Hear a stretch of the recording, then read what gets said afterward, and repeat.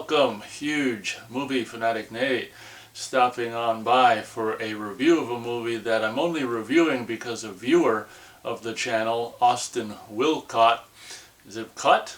Austin Wilcott? Cott? Yeah, it's Austin Wilcott or something like that. A longtime viewer and commenter on the channel informed me that he recently got the 4K version of this movie, and he said that he didn't know if I liked this movie or not, and I replied, I've never actually been a big fan of it, which I guess is kind of a tease to my review, and that actually led me to actually watch for the very first time a $3 clearance DVD that I got a long time ago. I watched this movie a little bit in the mid-90s when the director's cut came out and had a kind of a like-dislike relationship with it the whole time, and now seeing it for the first time in maybe, I don't know what, 15 or 20 years, I thought it only made sense to stop on by to review Natural Born Killers. Pretty sure this movie came out in 1994, and I don't think I knew much about it. Obviously Pulp Fiction came out that same year, and this movie in the opening credits says that the story or something like that, the general gist of it, the overall story is by Quentin Tarantino, and obviously it shows because it's just so ultra violent. Yeah, obviously Pulp Fiction was a big movie. I saw Pulp Fiction later on after the fact on home video. Definitely prefer Pulp Fiction more than I do this, just because this just gets so freaking nasty. So, to make a long story not as long, I didn't see this in the theater, only saw it on home video when people were talking about it, and I'm pretty sure I worked at, this would have been the time I was working at Suncoast and things, so obviously being, working at the movie selling store, your people are talking about movies and stuff, and I was kind of and still kind of am opposed to these, this big surge in the mid-90s with this like Quentin Tarantino style, just ultra violence kind of stuff. Like I was more, I don't know, at this time I was like a little more like, getting into like film snobbery and foreign movies, and wasn't so much about like, even though I love horror films and, Friday the 13th and Texas Chainsaw Massacre and these like violent horror films, the thing about the violence in those movies that to me it didn't bother me because it wasn't real. I mean, like how often do you go camping and you're killed by, or people are killed by a guy in a hockey mask or an older woman with an axe or, bow and arrow? Or how often do you go to Texas and get chainsawed in pieces? So those kind of movies, while they are violent or like Chainsaw, they imply violence. The reason the violence in those movies never really bothered me is because it's just like fantasful kind of violence that, sure, the stuff could happen, but let's face it, unless it's underreported, it doesn't really happen that often.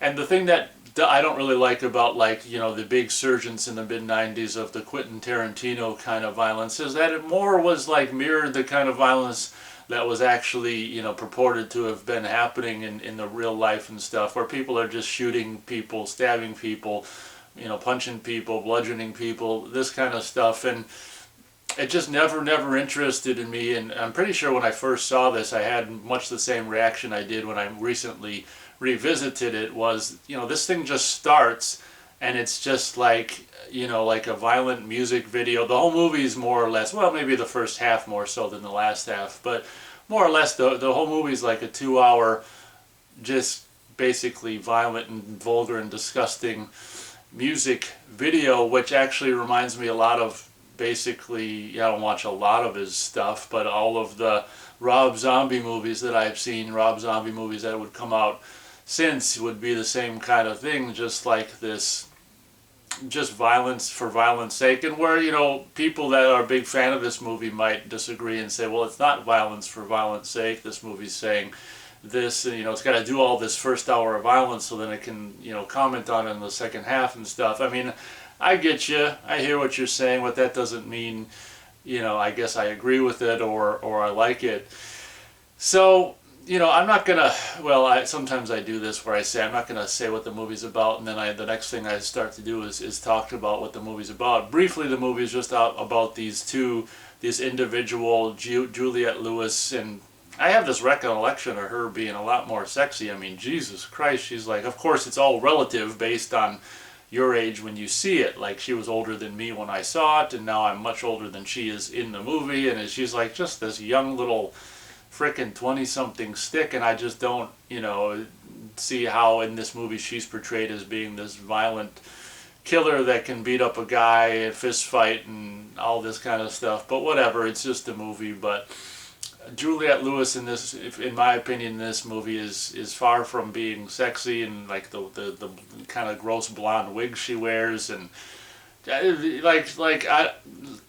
free to let me know in the comments what you think of Juliette Lewis in this movie. I mean, there's more to a woman than being sexy, obviously, but one of my big problems with this movie is like, it's true, like the very beginning, they're just having lunch or whatever at a diner, and they're like instigated or whatever. So in a way, as far as the movie is concerned, they're not the instigators of this violence, although one could say their reaction to the instigation was maybe a little extreme. I would say that as well. And like, I guess because they're witnesses, like why does other people at the diner who weren't even assholes have to die, and things. And when I rewatched this recently, I had the same, probably similar reaction to it I had when I first saw it, which was, yeah, this doesn't really, it just gives me like feelings of like, more than anything. And the only reason why I kept revisiting it in the 90s was just because of, understandably or agreeingly so, I can admit that, obviously visually, with all the different kind of film formats and even video, like 35 color, 35 black and white, 16 color, 16 black and white. I think there's some Super 8 footage in there as well, whether it's color and or black and white, whatever video, all of the different means of how you can shoot it, and Dutch angles, all this kind of stuff. I mean, yeah, that's kind of cool, but honestly, like, just simply tilting the camera on its side or whatever, that's what I'm saying. Like, it's just a 2-hour long music video, violent music video at the end of the day. The first half of this movie I dislike a lot more than the second half. The first half it's just like, it's amazing that people like me, and perhaps a lot of people like me that tried to watch this movie, didn't make it through the first half, because the first half is just so gratuitous, nasty, and gross. In particular, that scene where we see a little bit of Juliette Lewis's past and her home life, and Rodney Dangerfield being this.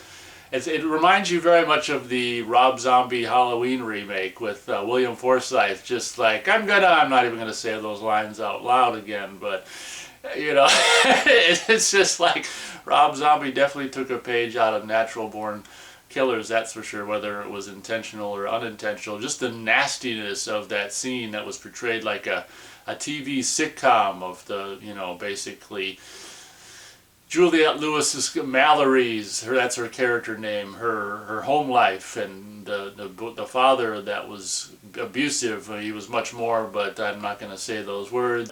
We'll just simply say, and it doesn't quite do justice to the situation, that her father was abusive, and it was portrayed in this, like, as I said, TV sitcom complete with laugh track, and just presented in a really nasty way. And another thing this movie does, whether it was intentional or unintentional, this is right around the same point in time where I first saw and became acquainted with The Clockwork Orange, the film by Stanley, what's his name? Just kidding. But this movie actually takes a lot of, whether it does it intentionally or unintentionally, a lot of inspiration from that movie as well, where you've got all this ultra violence going on, and in more or less, or violence and or nasty stuff going on with this more kind of lighthearted aspect to it, which is really kind of disturbing. And granted, I wouldn't say I'm a big fan of Clockwork Orange, because the same thing applies. Like, violence, in a lot of ways, for violence sake, doesn't, in a more actual realistic kind of a setting, just never agreed with me. So, if you're not wearing a hockey mask or you don't have a leather face on, you can forget about it.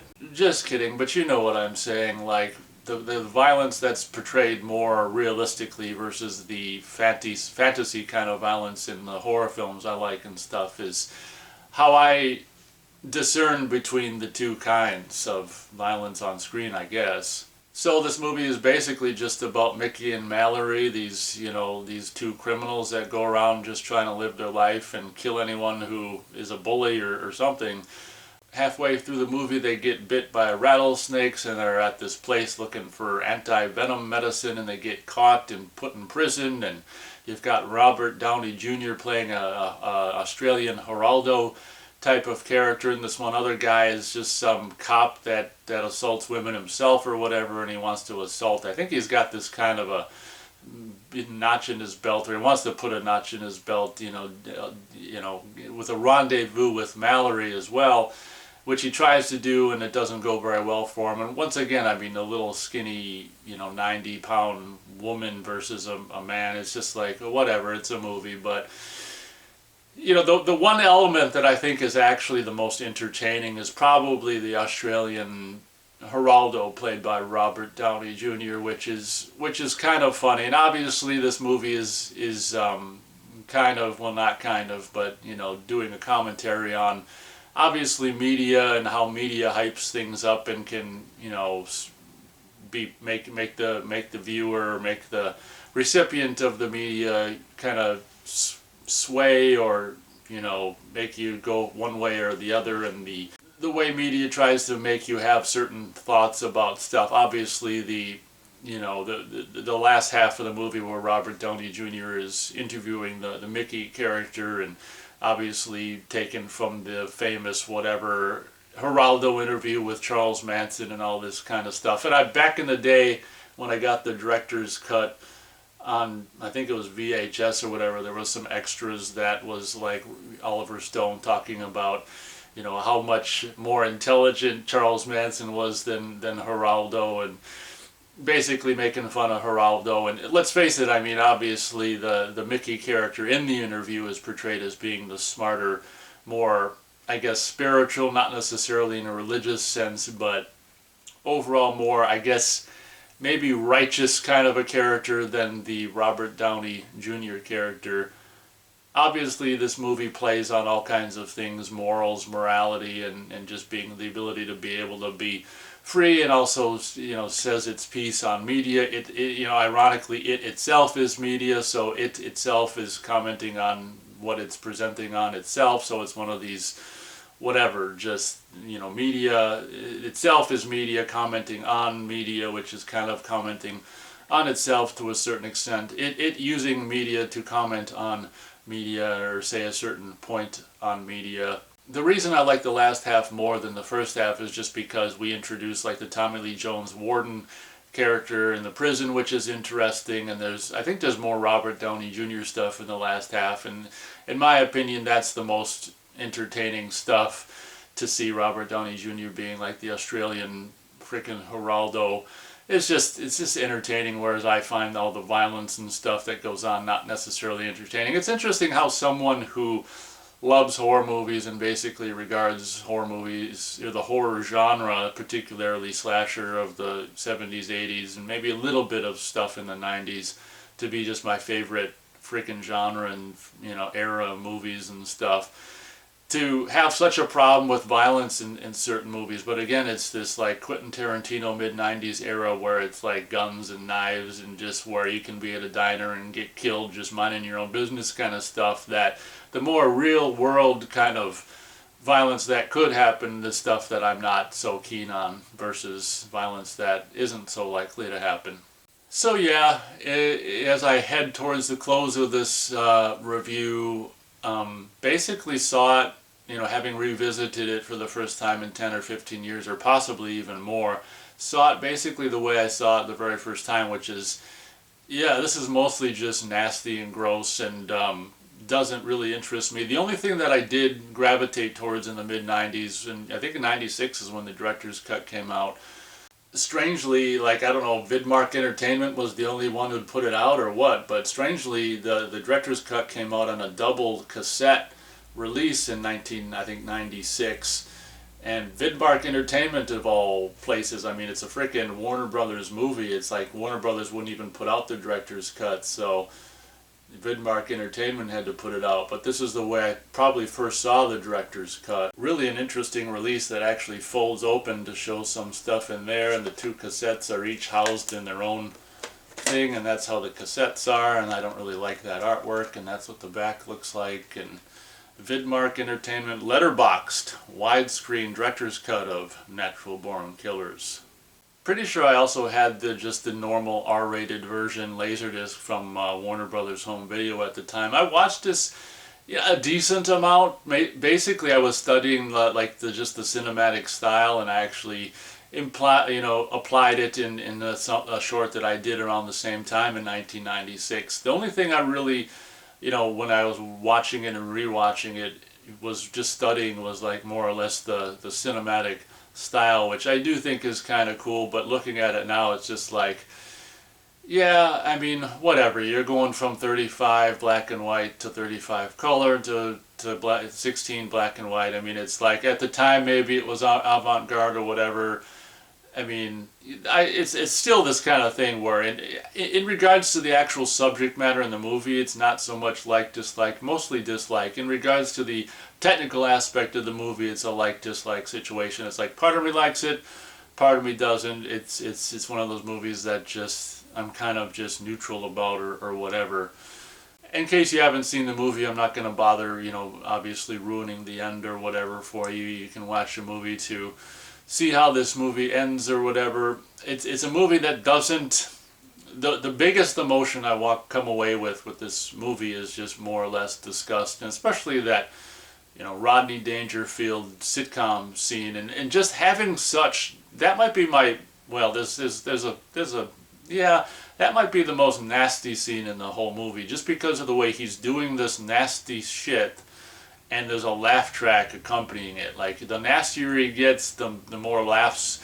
Ugh, it's really a nasty scene in my opinion. My star rating for, I was teeter-tottering on 2 stars, but let's face it, I don't really like this movie. So my star rating for this movie, I can go as high as 1.5 stars out of 4 stars for Natural Born Killers. And just for the record, I'm basically reviewing the director's cut. The DVD I got from years and years ago was a more recent director's cut put out by Warner Home Video. I guess at some point they went for it and got the balls to, well, they figured they wanted to make the money on their movie. Why should other outfits make the money on their movie? But yeah, the part of the reason I was initially going to do 2 stars is just because of the technical aspect. But let's face it, I mean, the movie is the movie and should be judged based on just the overall movie. The technical aspects, I'm not gonna give a whole half star because of some things that I like about the technical aspects. So 1.5 stars out of 4 stars. If you're a big fan of this movie and you feel the need to berate me in the comments, please feel free to do so. That'll be fun. And but yeah, just never been a huge fan of like this Quentin Tarantino inspired era of just this kind of, whatever you want to call it, I guess more domestic or more realistic kind of violence. Never been a fan of that because I guess it's just too plausible, I guess. And movies, in my opinion, should be more about escaping than having to deal with the ugly truths of, I guess, daily life. But that's just my opinion, that's not how I think everyone should feel about this movie or anything else. But yeah, not a big fan of this. I'll never obviously end up, well, unless it's like $1 or something, never feel the need to end up with this on Blu-ray. Never really feel the need to even necessarily watch this again, necessarily. But yeah, a sordid history with this movie because I think it's a sordid movie. So I guess that pretty much does it for my review.